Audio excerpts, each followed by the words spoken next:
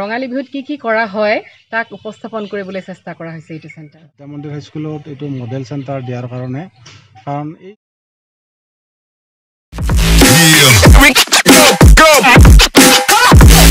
বৰ্তমান ইলেকশ্যনৰ এটা ধামাকা বতৰ চলি আছে। এনেকুৱা এটা ধামাকা বতৰত মই আপোনালোকক লৈ যাব বিচাৰিছোঁ আমাৰ সৰুপেটাৰ এটা অন্যতম ভোট গ্ৰহণ কেন্দ্ৰ, যাক মডেল চেণ্টাৰ বুলি কোৱা হয়। আমাৰ বজালীৰ সৰুপেটা স্থিত নাম্বাৰ 1 এটা মডেল চেণ্টাৰ।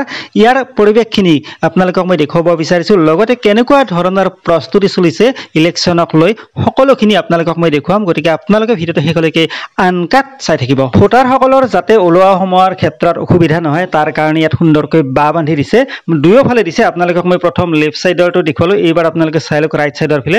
এইফালে চাওক কি সুন্দৰকৈ বান্ধি দিছে। আৰু ইয়াৰ যিটো পৰিৱেশ, এটা আকৰ্ষণীয় পৰিৱেশ, আমি ক'বই লাগিব সৰুপেটা বিদ্যামন্দিৰ হাইস্কুলৰ যিটো প্ৰাকৃতিক পৰিৱেশ, এইটো সঁচাকৈ লেখত ল'বলগীয়া। লগতে ইয়াত চেলফি জোনৰ ব্যৱস্থা আছে, য'ত ভোটদানৰ উপৰিও ভোটাৰসকলে নিজৰ পচন্দৰ চেলফি এখন উঠিব পাৰিব। তো ছাৰ, আপোনালোকৰ বিদ্যালয়খনত যি এটা প্ৰস্তুতি চলিছে ইলেকশ্যনক লৈ, আমাৰ বজালীৰ ভিতৰত নাম্বাৰ 1 মানে চেণ্টাৰ, তো কেনেকুৱা ধৰণৰ প্ৰস্তুতি অলপমান জানিব বিচাৰিছোঁ। প্ৰথমতে মই আমাৰ বজালী জিলা প্ৰশাসনক ধন্যবাদ জনাইছোঁ, কাৰণ তেওঁলোকে আমাৰ এই সৰুপেটাৰ নিচিনা এটা অঞ্চলত আমাৰ বিদ্যামন্দিৰ হাইস্কুলত এইটো মডেল চেণ্টাৰ দিয়াৰ কাৰণে। কাৰণ এই চেণ্টাৰটোৱে আমাৰ ভোটাৰ ৰাইজক যথেষ্ট উৎসাহিত কৰিব, কাৰণ এইটোৱে হয়তো যিখিনি ভোটাৰ ৰাইজ তেওঁলোকে ভোটদানৰ যিটো মহত্ব সেইটো তেওঁলোকে বুজি পাব আৰু মানুহখিনি আহিবলৈ উৎসাহিত হ'ব।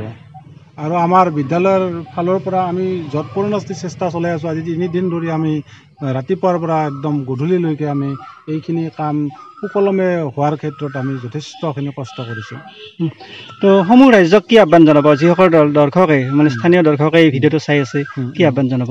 মই সমূহ ৰাইজক এইটোৱে আহ্বান জনাম, যাতে যিখিনি ভোটাৰ ৰাইজ তেওঁলোকে নিজৰ ভোটটো দিয়াৰ কাৰণে তেওঁলোকে নিজে নিজে আগবাঢ়ি আহক, কাৰণ নিজৰ ভোটৰ অধিকাৰটো তেওঁলোকে সাব্যস্ত কৰক আৰু একজন ভাল জনপ্ৰতিনিধি যাতে আমি সংসদলৈ নিৰ্বাচিত কৰিব পাৰোঁ আৰু তাৰ যাতে সুফল আমি পাওঁ, এইটোৱে মই ৰাইজলৈ আহ্বান জনাইছোঁ।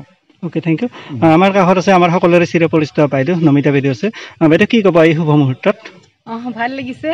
আমাৰ এখন বিদ্যামন্দিৰ হাইস্কুলক আদৰ্শ কেন্দ্ৰ হিচাপে লৈছে, বহুত ভাল লাগিছে। আমি কাম কৰি আছোঁ ইয়াতে, ভাল লাগিছে।